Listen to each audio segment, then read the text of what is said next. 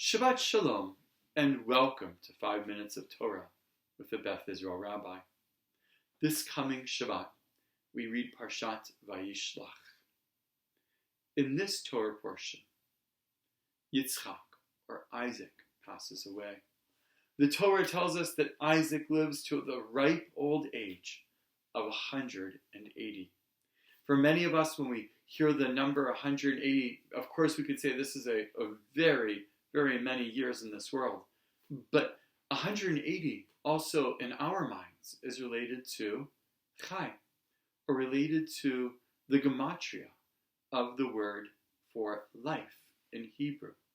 This is why we often give donations with the numbers 18 in it, because we want to suggest and drive home the importance of the idea of life itself. This reminds me of a question that is often asked about the mourners' kaddish. Why is it that in the prayer that we most closely associate with the mourning process, there's no mention of death? There's only a mention of life and the exaltation and the praising of God.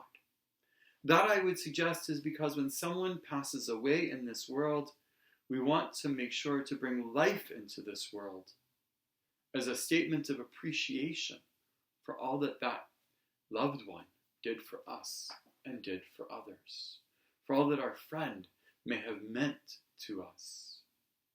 We say the mourner's kaddish in order to bring life into this world, in order to praise God for the life that our loved one lived, and indeed pray that there should be more life in this world. This coming Wednesday at 12 o'clock, as part of my ongoing Zoom and Learn series, it is my absolute pleasure to be able to have the honor of interviewing David Shribman. David is a professor at McGill University.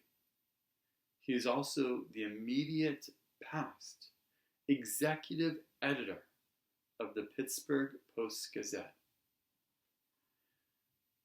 Professor Shribman had that position when the tragedy took place in Pittsburgh of the attack on the Tree of Life Synagogue. You may remember that on the weekend following the attack on the Tree of Life Synagogue, they ran on the front page of the Pittsburgh Post-Gazette the words of the mourner's kaddish. This was David Shribman's decision. Please join me on Wednesday as I talk to Professor Shribman about his decision to run the words of kaddish. I talked to him about what it was like to be the executive editor of the Pittsburgh Post-Gazette when this horrible attack took place on the Tree of Life Synagogue. And I asked him about his career and other achievements that he has achieved in his life. Shabbat Shalom. I look forward to seeing you on Wednesday at 12 o'clock at my Zoom and Learn.